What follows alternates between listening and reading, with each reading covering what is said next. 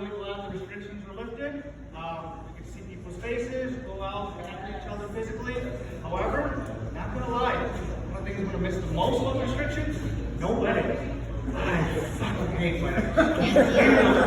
Okay. Especially when the food is bad too, you know, I have a rule. Equal value food, equal value gift. You're gonna serve me chicken breast with a salad? Bet you're getting a birdhouse. So, one of the craziest weddings I've ever been to is when my best friend Chen gives me a call and he says, hey man, I got roped into doing this wedding and we need 2 extra groomsmen to help us. And I go, okay, do you know these people? He goes, nope, never met them. So the backstory is the groom had just came over from Vietnam. I'm Vietnamese, by the way. And he doesn't have any friends and he's getting married. And so he's short, 3 groomsmen. And Chin's mom kind of knows the family. That's how he got roped into it. So Chin's asking me. Okay, so I look at Chin and I said, who else did you ask? He goes, I talked to Dan. And Dan said he'll do it. Here's the interesting thing. Dan's Mexican. Big fucking Mexican. 6'4", 290 pounds, plays defensive tackle. Just a big dude. So I thought to myself, a giant Mexican amongst a whole dynasty of Vietnamese people. Yeah, I'm in. Let's go. So the dress code for the groomsmen is supposed to be a white shirt and black pants, okay? We get there, nobody matched. Do you know how many shades of white there is? There was egg white, newspaper white, snow white, Edina, Minnesota white, Texas white, shit, right? And then it gets worse. We get our tie, and it's a neon blue bow tie. We look like fucking Easter bunnies, right? So, all right, whatever. We go, we take pictures, right? And then Dan looks at me, and Dan says, hey man, can you show me how to say hello in Vietnamese? I kind of want to fit in. I look at him. You're a foot taller and a foot wider than everybody here. What do you mean fit in? He gets mad. Come on, just help me. Just help me. So I jokingly told him it's no ma. No ma, literal translation means fuck your mom. And you can use it in a lot of contexts. Fuck you, fucking general, any ways you want to fuck. None of it's appropriate for a wedding. Now, I thought that he knew I was joking because he's heard me use this before, you know? So I thought he knew. He didn't. So, we go into the house, we're helping set up, right? A couple minutes goes by, Chin runs over to me. He goes, dude, what the hell is Dan doing? What's going on? I look over on the other side of the room, his dumb ass is having fun with it. He's just, do-ba, do-ba, do-ba. And then he gets all racist with it, do-ba. So, I'm horrified. So I run over and I said, hey man, it's just a joke, okay? He's shocked. He looks at me, he goes, man, you gotta go tell people that this is a joke and take some accountability. I'm like, okay, my bad, I'll go do it. So I run to the back and I tell my aunties, hey, it was just a joke, practical prank, right? And then it was Chin's fault. I'm not taking accountability for shit. I'm not an accountant, nor do I have the ability for it. Right? So luckily, they were cool with it and they got a good sense of humor, and we move on towards the day. So next up, in a traditional Vietnamese wedding, and in a very short summary, the next ceremony is we will pick up the bride, and we also do a tea ceremony. And picking up the bride is kind of like offering a dowry. It's a very, very traditional ceremony. And the groom side and the groomsmen, everybody has a platter. And inside this platter are gifts that you present to the bride's family. It can be alcohol, it can be food, fruit, whatever, okay? And in front of this procession is one man who represents the groom side. And his job is supposed to introduce each and every platter, tell them what the gift is in like the traditional ancient name, okay?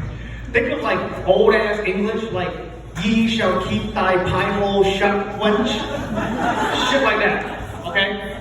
And the reason why we do that is because it sounds much more elegant. You know, you don't just say chicken and rice, you say earthly bounty with a grand chicken on top, something like that, okay? So we get there, I'm the guy holding the tea platter. I'm I'm right behind him. And the poor bastard, all morning, someone had written down like what to say. He got a little note card. He got a little note card, and he's looking at it, and he's so nervous. And I felt bad for him. So that we go into the ceremony, he's introducing the gifts. He's doing great. He's getting the names down, memorizing this stuff. He gets to the fruit platter, and he loses it. He just, and I'm standing behind him, and I'm going, oh shit. I know that look. I'm a comedian. Whenever I forget my set, yeah, that's the same look I have. Okay? So he's standing there, so here we have an elegant, it's fruit. It's just a platter of fruit, people. It's a platter of fruit. And he tries to save it. We bought it this morning. It's fresh, you know. So there's an awkward silence, but luckily he recovered and he continued the ceremony and he finishes his part. Now the bride side takes their acceptance speech, okay? So during this time, the groom's dad walks up to him, and I'm standing right next to him, and then the groom's dad goes, "You said the wrong thing, you idiot." And the uncle's like, "It's just a platter of fruit." Damn, right? So then now we move on to the tea ceremony, and the tea ceremony is where the bride and the groom pours teas and serves it to the grandparents. It's a way of honoring your elders and your ancestors. Traditionally, it's tea. In modern time, we serve alcohol, cognac, Hennessy, whatever, okay? However, in this wedding, we did not know that the alcohol was moonshine rice wine that somebody brewed in the fucking backyard. Nobody told the grandmas that they were being served a bottle of hooch. And the only reason I knew it is when I opened the bottle, I smelled it, and I was like, oh, okay? So we go to the two grandmas, and the first grandma we pour for her, she's thinking it's tea. You have to remember this, she thinks it's tea, okay? She takes it. We damn near killed grandma. So as this is going on, we look at the other grandma and you can see fear in her eyes. She's like, oh shit, what is that? So she gets hyped. She's, okay, I'm ready. Boom, takes her shot. Takes it like a champ, okay? The groom thinks so too. He's in the corner doing that, okay? So then we wrap up the ceremony, and now the bride side again is giving their side of the speech. The groom's dad goes to the uncle again, and the groom dad goes, see, she didn't choke. Uncle, it's just a fruit platter. Damn.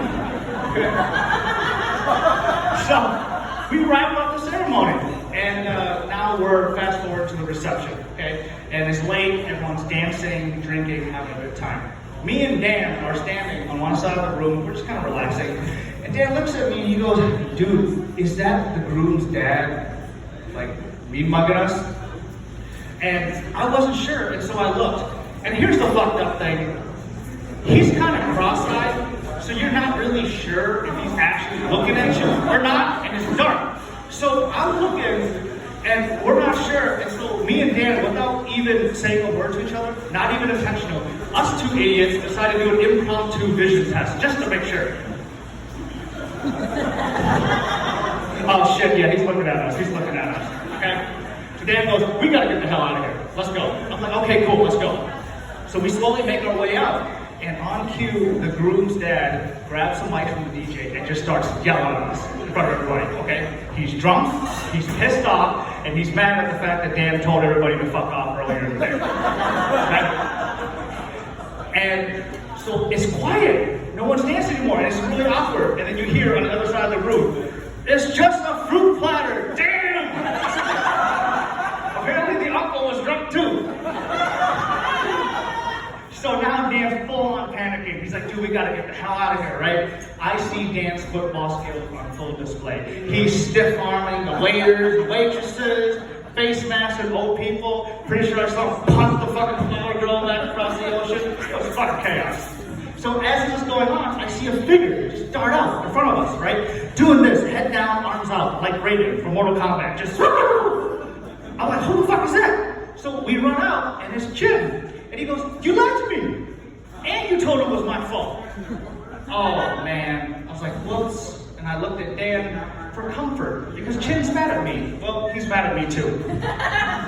So now both of them are mad at me. And I looked at both my friends with deep sorrow, regret, and guilt.